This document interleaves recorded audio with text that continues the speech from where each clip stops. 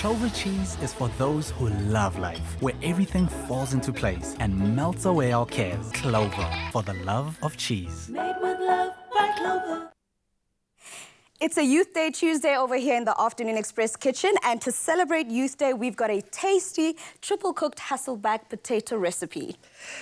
I just cannot wait for this. I've never in my life heard about a triple-cooked Hasselback potato.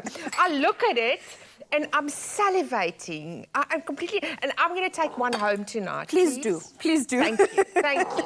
So how do you do this? All right, so to start the process off, I've got some of our potatoes that I boiled. Already? But so it's not raw? Correct, yes. I parboiled them so that they're still solid enough for me to be able to pry them open if I need to. So what I've done is I've got this one that's already prepped, but let me just make some space here so you can see. And you're not going to skin them or take the skins off? No, not at all. We're keeping the skins on. So to make it easier for us to make these slits, because we don't want to cut all the way through, I've got some wooden spoons that are going to basically be my barrier between going through until the end. And I'm going to make the slits through the potato. You can make them as thin or as thick as you'd like. The whole idea is just to be able to see these little spaces in between, because we're actually going to fill it as well. So not only are we going to cook these, we're also going to fill them. We're going to make them fully loaded. They're just going to be oozing with tastiness. So now that that's done, I'm going to now go and bread these, because now we're going to fry them. Wow. So the first process was to boil them. The second process is to now fry them. Before we fry them, we want to bread this mixture, and it starts off with our flour, then egg, then breadcrumbs. Okay.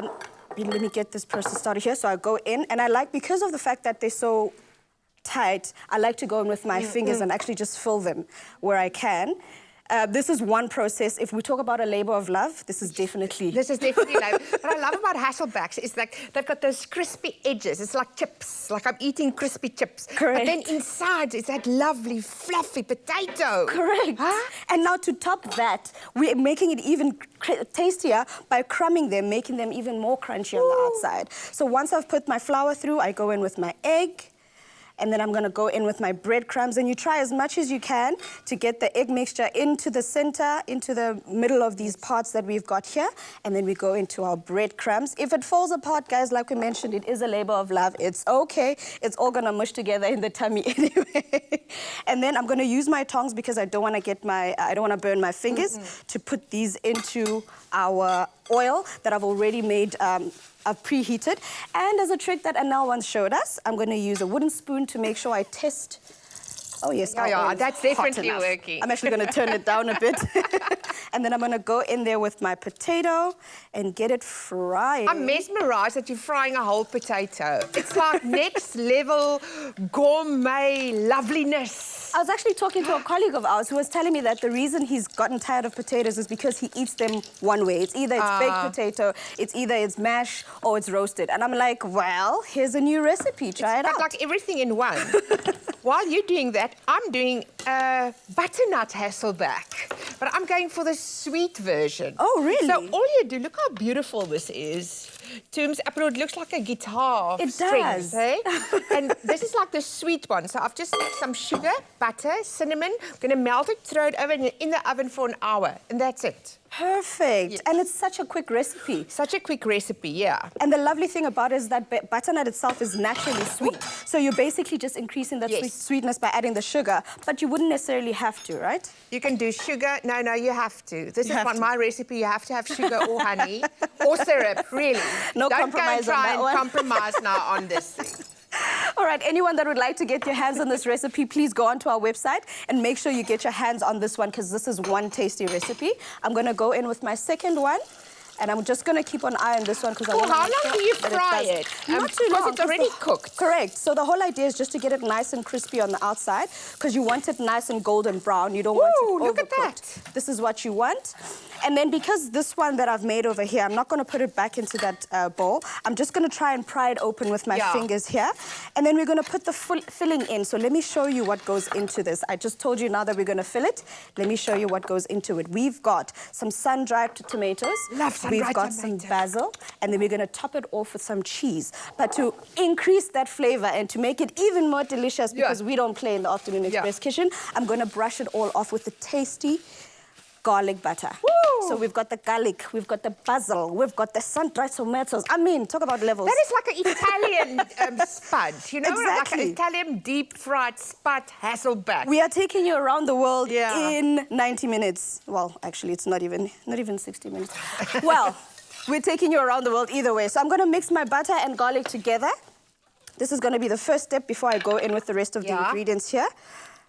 And then, actually, let me start by filling it first. I'm going to go in with 1 basil leaf. And Basil then is so fragrant and beautiful, and it's like a perfect... Basil and tomato got married in culinary world. They're married. If people don't know it, they are married.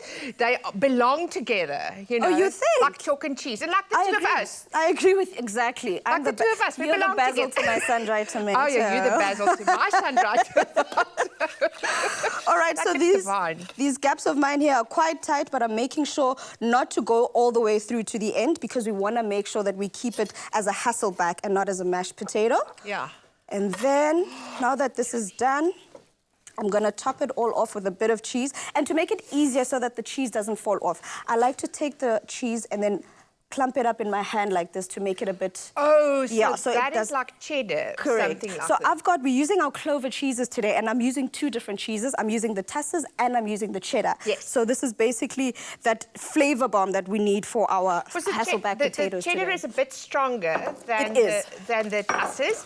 And I would have put some feta cheese on it as well. Of I also want to make it course. like a... Because it's triply baked, cooked, fried, and some of 3 cheeses. Yes, girl.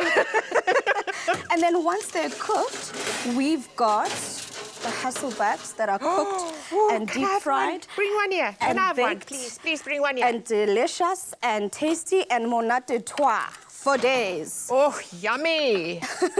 Can I taste this, Please please? do. Let me know what you think. It's having like a party in my mouth, and I just want to dance. Oh, please do. Show us your moves. Show us what this potato's made.